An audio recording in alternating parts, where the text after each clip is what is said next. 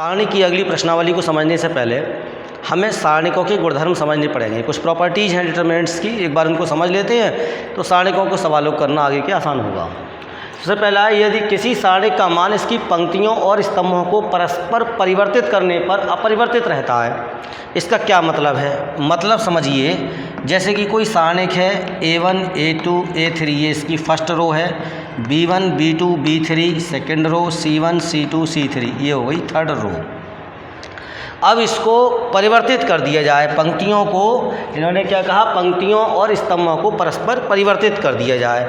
तो मान लो अगर मैंने ये जो फर्स्ट रो थी ये फर्स्ट कॉलम बना दिया A1 A2 A3, A1 A2 A3 और ये हो गया B1 B2 B3 और ये C1 C2 C3, यानी कि सभी पंक्तियों को स्तंभों में बदल दिया जाए और स्तंभों को पंक्तियों में बदल दिया जाए तो सारणिक के मान पर कोई परिवर्तन नहीं आता है, सारणिकों का मान नहीं बदलता है, जो इसका है वो इसका है। एक बार फिर से समझ लें, कब नहीं बदलता है? अगर किसी सारणिक की सभी पंक्तियों को स्तंभों में और स्तंभों को पंक्तियों में बदल दिया जाए तो सारणिक का मान अपरिवर्तित रहता है। ये पहली प्रॉपर्टी है। दूसरी प्रॉपर्टी, यदि एक सारणिक की कोई दो पंक्तियों को परस्पर परिवर्तित कर दिया जाए तो सारणिक का चिन्ह परिवर्तित हो जाता है।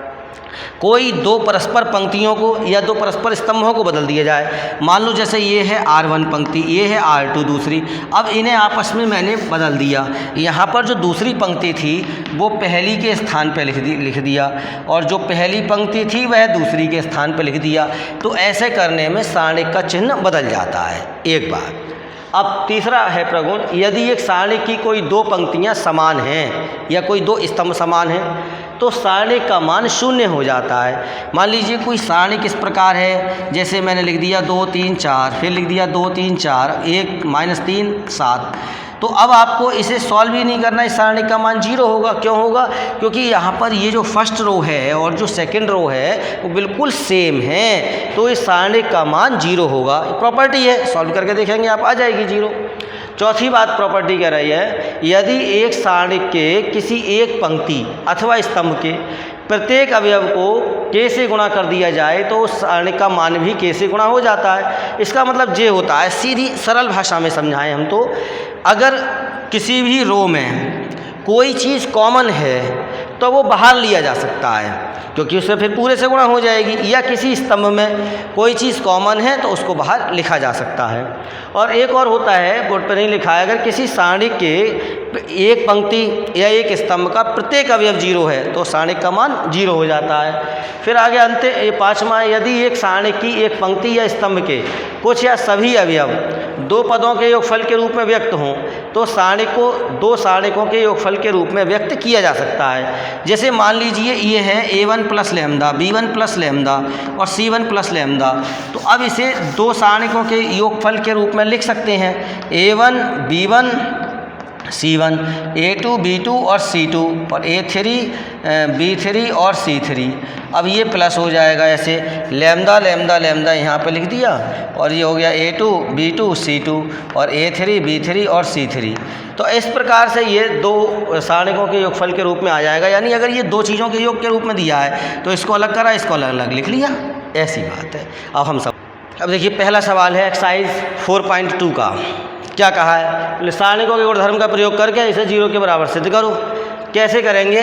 सिंपल सी बात, ये जो दूसरा कॉलम है ना, इसमें पहले कॉलम में जोड़ता हूँ मैं, अप्लाइंग C1 + C2, तो यहाँ क्या हो जाएगा, x + a, ये हो गया y + b और ये हो गया z + c। ये ऐसे लिख दो a b c, ये x + a और ये y + b और ये z + c। अब भाई आपने एक प्रगुण पढ़ा था अभी, क्या था प्रगुण? यदि किसी सारणिक की कोई दो पंक्तियाँ या दो स्तंभ बिल्कुल समान होते हैं, सर्वसम होते हैं, तो सारणिक का मान 0 होता है। तो यहाँ आप देखिए पहला कॉलम और ये तीसरा कॉलम, यानी कि C1 और C3 समान हैं, इसलिए सारणिक का मान क्या हो जाएगा, 0।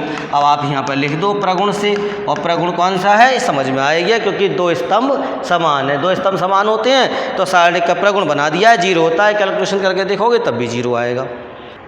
अब देखिए इसको 0 के बराबर सिद्ध करना है, लिख लिया। यहाँ पर क्या करो आप, अप्लाइंग हम लिख सकते हैं C1 पे अप्लाई किया, C1 + C2 + C3, तो देखो बच्चों ये होगा a - b + b - c + c - a, ये दोनों इसमें जोड़ेंगे तो ये हो जाएगा b minus C plus C minus A plus A minus B. ये दोनों इसमें जोड़ेंगे तो हो जाएगा c minus A plus A minus B plus b minus सी, और ये होगा b minus C minus A minus B, और ये हो जाएगा c minus A minus B minus सी। अब देखिए माइनस बी से plus B cancel, minus C से plus C cancel, plus A से माइनस ए कैंसिल, माइनस सी से प्लस सी कैंसिल, माइनस ए से प्लस ए कैंसिल, माइनस बी से प्लस बी कैंसिल, माइनस ए से plus ए cancel, सी से सी कैंसिल, बी से B cancel. ये 0 0 0, B minus C minus A minus B, c minus A minus B minus सी। अब एक प्रगुण है, क्या प्रगुण है सब बच्चे जानते हैं। अगर किसी सारणी का कोई पंक्ति का, किसी भी पंक्ति का या किसी स्तंभ का प्रत्येक अवयव 0 होता है तो उस सारणी का मान 0 होता है। यहाँ पर स्पष्ट रूप से दिखाई दे रहा है कि सारणी का जो पहला स्तंभ है उसका प्रत्येक अवयव 0 है, इसलिए सारणी का मान 0 होगा, और लिख दिया हमने आगे प्रगुण से। अब देखिए ये दिया है, इसको 0 के बराबर सिद्ध करना है। यहाँ हम क्या करेंगे, हमने ट्रिक लगाई, हमने अप्लाइंग करेंगे। अप्लाइंग जो C3 है, C3 पे अप्लाई किया मैंने, क्या C3 माइनस देखो 8 7 56 9 7 63 9C2 और 9 72 और 9 में 81 सही है। अगर मैं इसको 9 से गुणा करके, दूसरे कॉलम को 9 से गुणा करके और तीसरे कॉलम में से घटा रहा हूँ, एक समझने की एक पिक्चर है, देखो क्या तस्वीर बनेगी। अब ये तो ऐसे लिख दो 7 8 9, 9 से गुणा किया 9 7 63 और 63 में 65 में से घटा दिए 2 बचे, 9 72 75 में से घटा दिए 3 बचे, 9 में 81 कितने बचे 5। ऐसा करने के बाद अब आपको ये दिखाई दे रहा है कि C1 और C3 तो समान हो गए, और आपने प्रॉपर्टी पढ़ रखी है सारणी की कि अगर किसी सारणी की किसी दो पंक्तियाँ या कोई 2 स्तंभ सर्वसम होते हैं, आइडेंटिकल होते हैं, समान होते हैं, तो उसका सारणी का मान 0 होता है। तो इसलिए 0 हो गया। क्यों हो गया ये आप लिख दो साहब, प्रगुण से हो गया 0, तो राइट हैंड साइड हो गई। अब देखिए इसमें इसको 0 के बराबर सिद्ध करना है, लेफ्ट हैंड साइड हमने लिख लिया। और क्या हम इसमें अप्लाई करते हैं, और अप्लाई ये किया, अप्लाइंग क्या जो ये C3 है इसमें C2 जोड़ दो, C3 पे अप्लाई किया, C3 में C2 जोड़ देंगे तो क्या तस्वीर बनेगी, BC CA AB। देखिए जो C3 है ना, मल्टीप्लाई करके साथ साथ लिख दे रहा हूँ मैं, AB प्लस AC, और BC इसमें ला के जोड़ूंगा तो BC हो जाएगा। जो हो गया BC प्लस AB और CA ये आ जाएगा, और ये हो जाएगा CA प्लस BC और AB जी आ जाएगा ऐसे। तो अब इसमें जो तीसरा कॉलम है उसमें AB BC CA कॉमन हो जाएगा, बाहर आ जाएगा, AB plus BC plus CA ये आ गया बाहर। तो 1 1 1 BC CA और AB 1 1 1 ये है, ये तीनों कॉमन हो गए ना। ये चीज़ समझाई थी, प्रॉपर्टी है चौथी 5वीं ने, कि अगर किसी सारणी में कोई चीज़ तीनों में हो, किसी कॉलम में या किसी रो में के सब में वो चीज़ हो तो उसे कॉमन लिया जा सकता है। तो AB plus BC plus CA ये तीनों में आ रहा है तो इसको कॉमन ले लिया गया, यहाँ ये बचा। अब क्या होगा, इस सारणी का मान देख के अब आपको एकदम से ध्यान में आ गया होगा क्या होगा, कि इस सारणी का मान 0 होगा। क्यों होगा 0? क्योंकि यहाँ पे पहला और तीसरा कॉलम समान हैं, तो इसलिए ये हो गया AB plus BC plus CA और ये गुणा 0 तो बराबर ये 0 आ गया, और यहाँ लिख देंगे हम प्रगुण से, और यही सिद्ध करना था। अब देखिए अभी थोड़ी देर पहले प्रगुण पढ़ाया था, 5वें नंबर पे था कि अगर कोई सारणिक है और उसमें कोई 2 अवयवों के योगफल के रूप में लिखा है तो उन दोनों को अलग अलग लिखा जा सकता है। तो उसका प्रयोग करते हुए हम ऐसा लिख देते हैं BCA और QRP YZX और प्लस CAB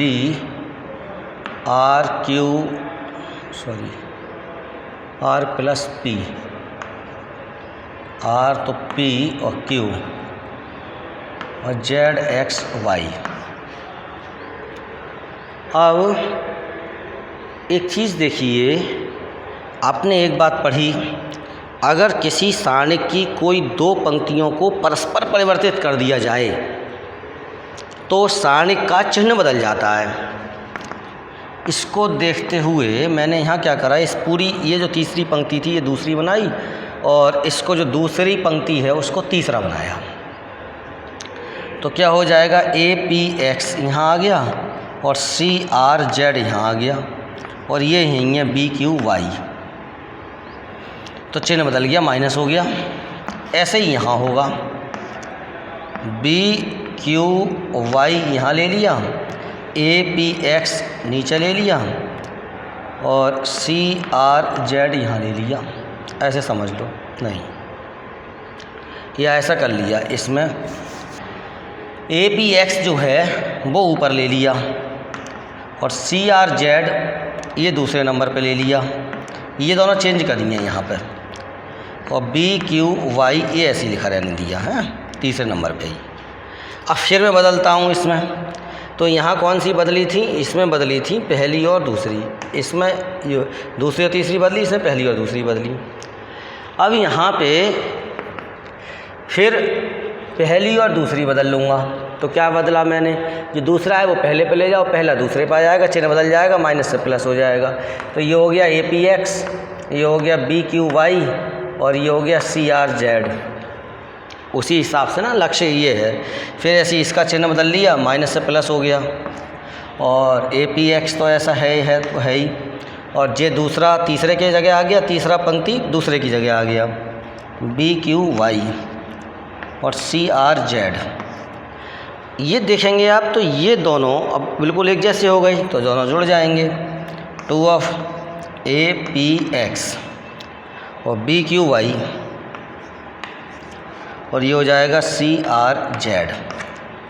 तो इस प्रकार दोनों जुड़ गए, ये बन गया, तो राइट हैंड साइड हो गया। यही सिद्ध करना था।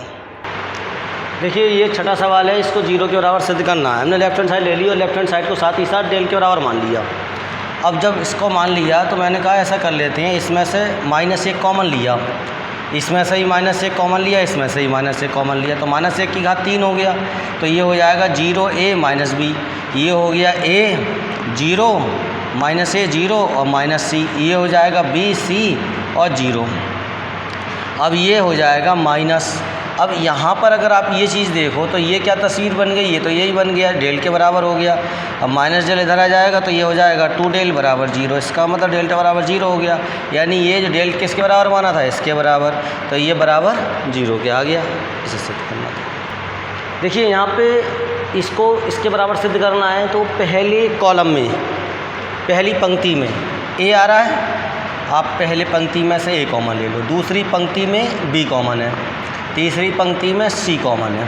क्या बचेगा यहाँ पे, माइनस का ए, यहाँ बच्चा बी और यहाँ बच्चा सी। अब यहाँ से बी कॉमन ले लिया तो बचा ए, माइनस का बी और बी ले लिया बाहर सी, और सी कॉमन ले लिया तो ये बचा ए और बी और फिर माइनस का सी। अब यहाँ अगर हम देखें तो अब बहुत स्पष्ट दिखाई दे रहा है, पहले कॉलम में ए है तो ये कॉमन ले लेंगे बाहर, ए से मल्टीप्लाई होगा ए स्क्वायर। दूसरे कॉलम में बी है कॉमन तो बी बाहर आया तो बी स्क्वायर हो गया। तीसरे कॉलम में सी कॉमन है, सी बाहर आया, सी स्क्वायर हो गया। तो -1 बचा 1 1, ये हो गया 1 -1 और 1 1 1 -1।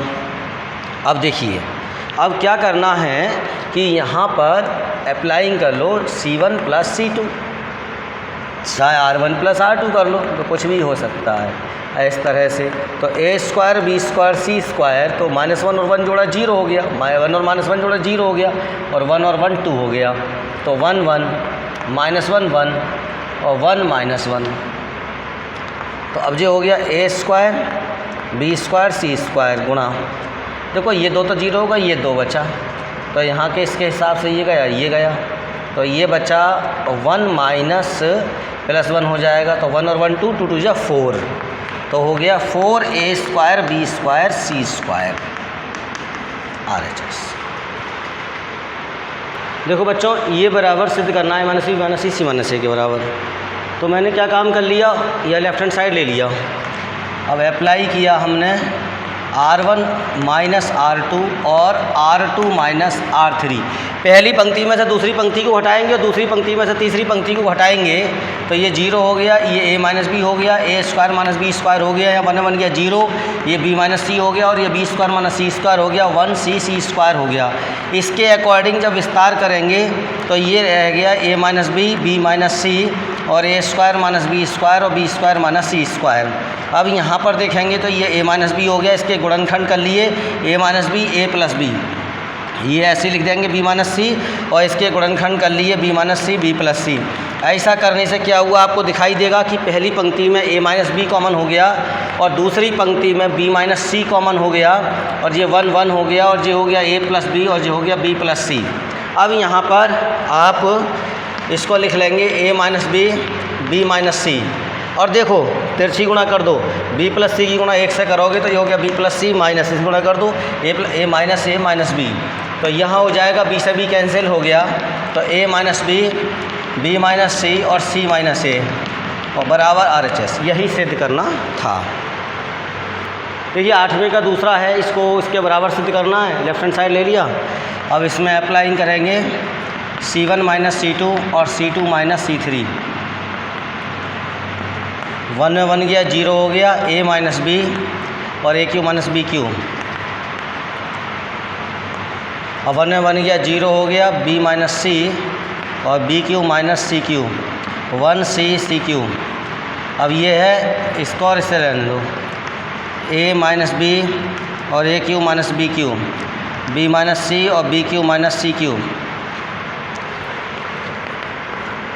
ए माइनस बी, दो घनों की जो माइनस है तो ए माइनस बी और ए square plus B square plus A B, और ये लिख लो बी माइनस सी। अब यहाँ गुणनखंड कर लिए B Q minus C Q के, दो घनों का अंतर 8वीं क्लास में पढ़ा जाता है ये फार्मूला, तो B square plus c square plus b सी।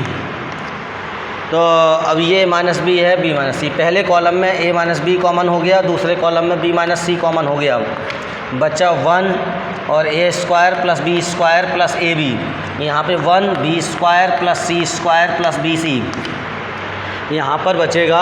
अब आप देखें तो ए माइनस बी माइनस सी, और ये गुणा कर लेंगे, इसकी तिरछी गुणा ऐसे करके सॉल्व किया, इसको b square plus c square plus b c minus a square minus b square minus a B, और प्लस बी स्क्वायर से माइनस बी स्क्वायर कैंसिल हो गया, ए माइनस बी माइनस सी, और देखो c square minus a square plus b c minus a b, a minus B minus सी।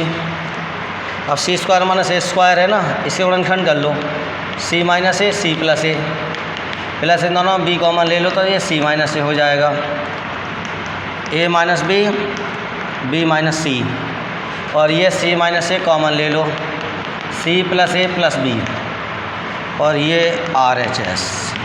इस प्रकार से ये सिद्ध हो गया।